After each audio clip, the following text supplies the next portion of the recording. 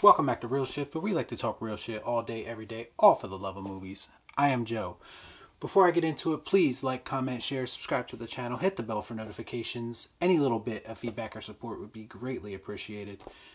Without further ado, I'm going to get right into it because today I am doing my top 5 90s kid sports movies of all time. This is just my list, of course. Don't hate me if I leave something off.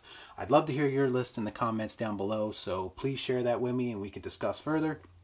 This is just my list, some movies that I used to watch constantly as a kid and still watch some of them to this day. I think sports movies, especially in the early 90s, sports movies for kids had like this boom, like it was a thing, like basically they just kept making a lot more of them. It seemed like every year a new one was kind of coming out. You had like your Angels in the Outfield and stuff like that. So like there was constantly a kids sports movie for us to take in. So I had a pretty good amount of movies to choose from, but these 5 in particular are the ones that I think spoke to me the most, or ones that I thought were the best out of every movie, all these movies that came out during that time. So my number 5 is going to be Little Big League. That is something that this movie is a little bit underrated in my opinion. It's kind of gets forgotten a lot of times because I think sometimes it gets overlooked because of Rookie of the Year, to be quite honest. But Little Big League in itself, I think, is a pretty underrated experience. I think it's unique in a sense that it's about a kid managing a team rather than a kid playing on a team. It puts focus on the managerial role in baseball.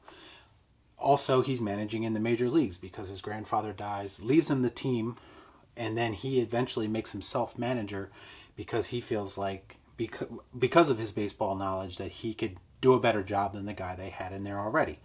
Of course, this causes friction between him and the team, and initially they resist it, but throughout the course of the film, they come to appreciate him and his love of the game. But there is instances throughout the movie, and this happens quite frequently in movies like this, where characters essentially lose their love of the game and they forget what they're doing. It becomes all about money, or it becomes all about winning, and they lose their sense of love for the game or their sense of just being a kid. And that happens quite frequently throughout the course of these movies, as you'll see. But in this particular movie, it happens as well. And he overcomes that, and they don't win. I think they actually lose the final game, which is pretty unique in itself. Like, they don't come out on top.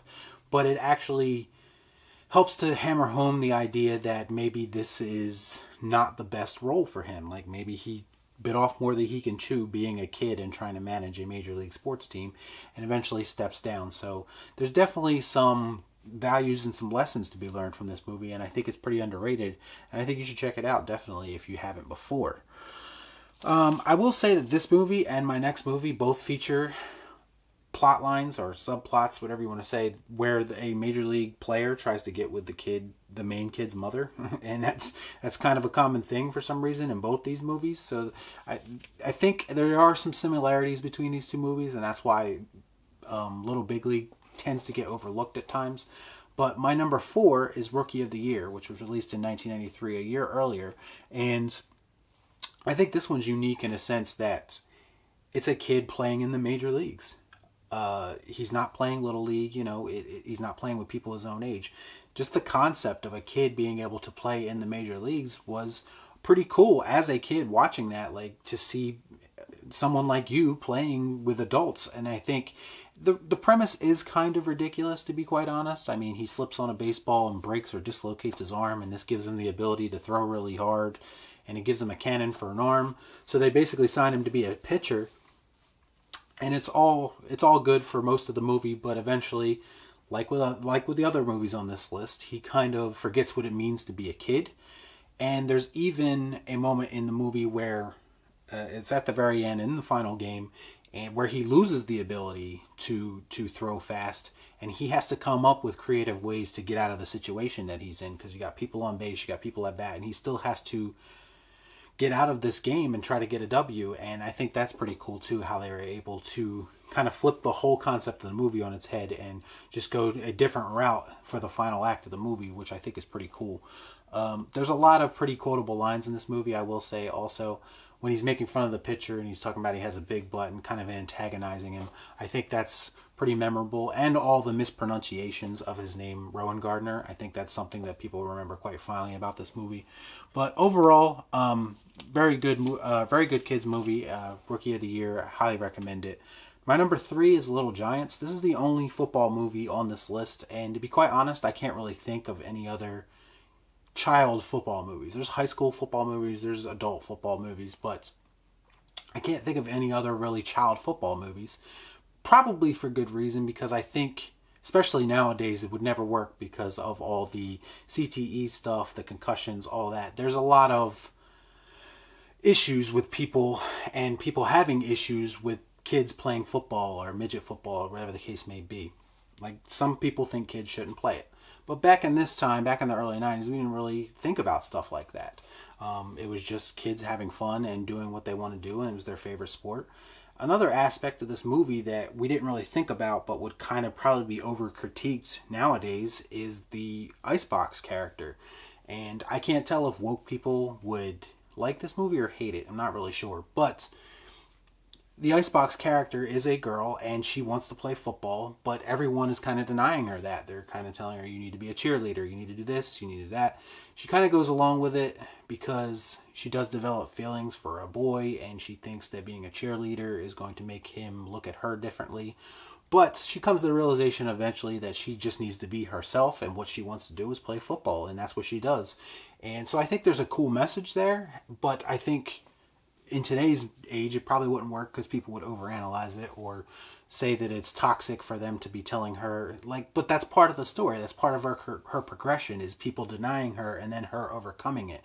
That's how you make good characters. You don't want everything handed to them, and not everything is handed to her. She has to overcome things and doubts and people telling her no, and she does it anyway. And I think that is a sign of a somewhat strong character. So I think that's a good quality for this movie. The Rick Moranis, Ed O'Neill brotherly dynamic is also pretty cool. Just the whole idea of a little brother constantly feeling overshadowed by his big brother and wanting to beat him at his own game. And I think that is just a very relatable concept for a lot of people.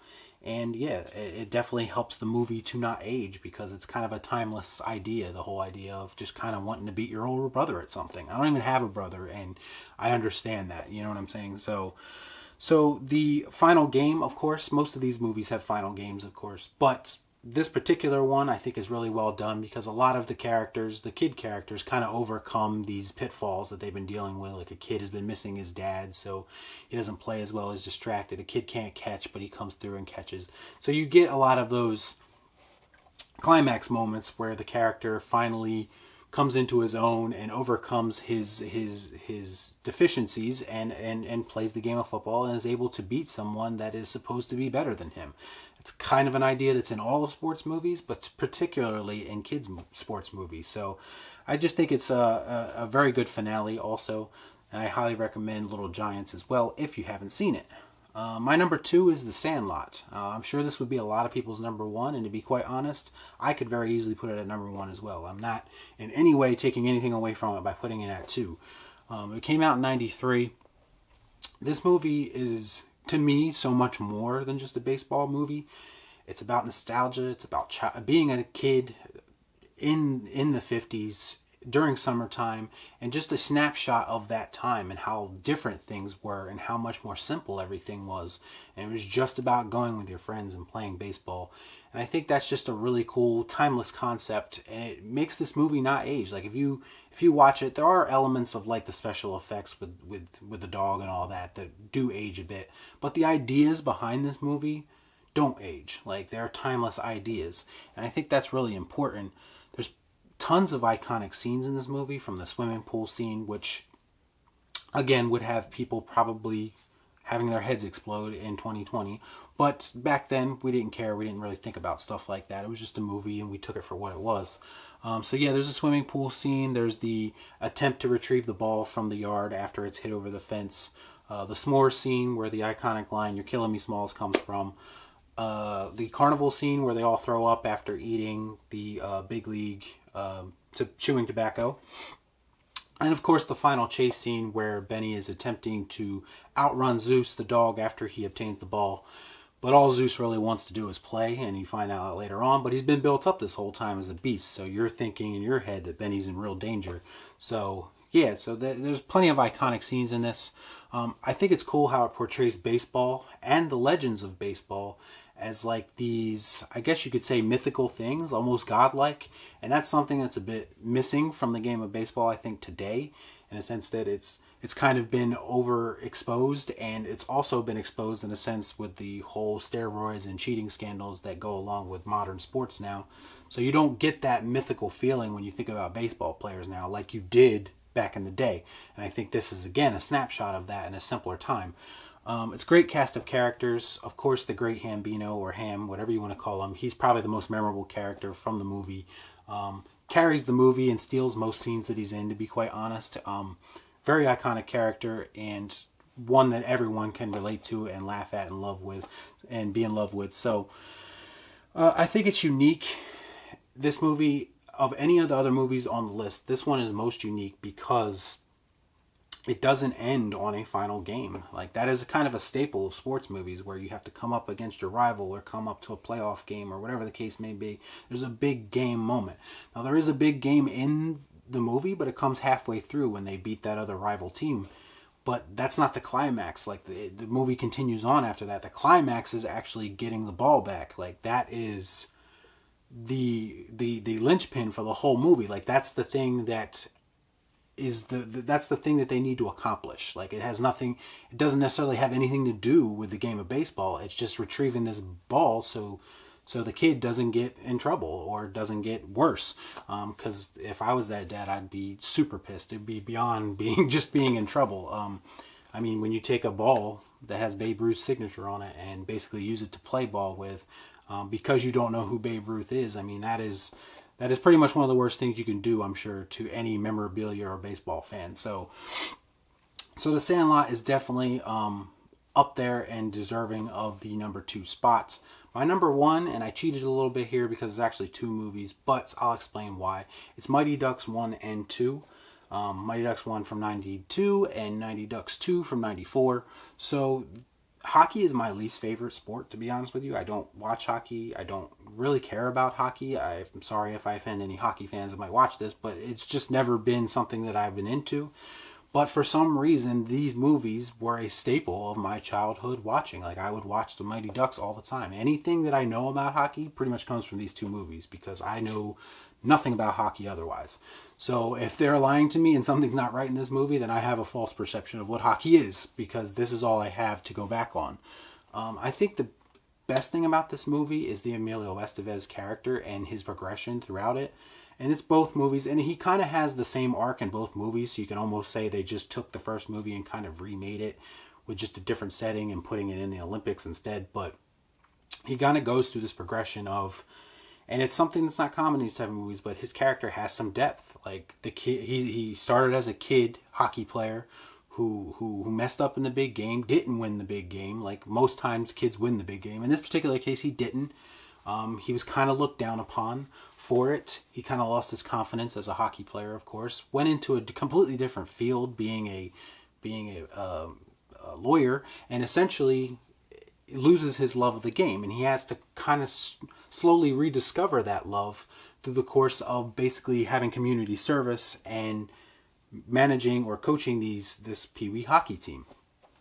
And he does so, and he eventually discovers his love of the game, which carries over into the second movie, but then he loses it again when he gains fame and endorsements, so he has to rediscover it yet again. So there's this roller coaster of a kind of an arc. It's not really an arc, it's more of a roller coaster ride for Gordon Bombay's character, but I think it's something that is kind of important and kind of makes a good character when you have him go through these ups and downs like that, and just don't have him be your standard sports coach who just stands on the sideline and yells. Like, they gave a little bit more depth to his character, which I think was cool, while also leaving enough time to shine a light on the kid characters. Like, they don't do them dirty by giving him more time either. They give everyone the proper amount of time to have their moments. A lot of memorable characters. Goldberg, of course, is probably the most memorable, I'd say, of the kid characters from the 2 movies, because he's in both of them. I think This both have great finales. Both these movies, they both have great finales. One being a shootout and another being a best of 5 shootout. So it really ramps up the drama in the final act of the movie, in the final game. They both end on like these tie scores, and you have to go into extra time to complete the game. And I think that's always dramatic, and they pull it off twice in a row with both of these movies, and it's very well done. So yeah, it's basically just all about this guy becoming a better coach, becoming a father figure to these kids. It's kind of a ragtag group of kids, and I think it just encompasses everything we think of when we think of sports movies, one, and just kids sports movies in general. And that's why Mighty Ducks 1 and 2 is my number 1 90s kids sports movie. Let me know about what you think about all this in the comments down below. What is your list? I'd like to know what your top 5 is. I'd be really interested to hear it and have a discussion with you about it. As always, please like, comment, share, subscribe to the channel, hit the bell for notifications, and I'll see you next time right here on Real Shift. Thanks for watching. Peace out.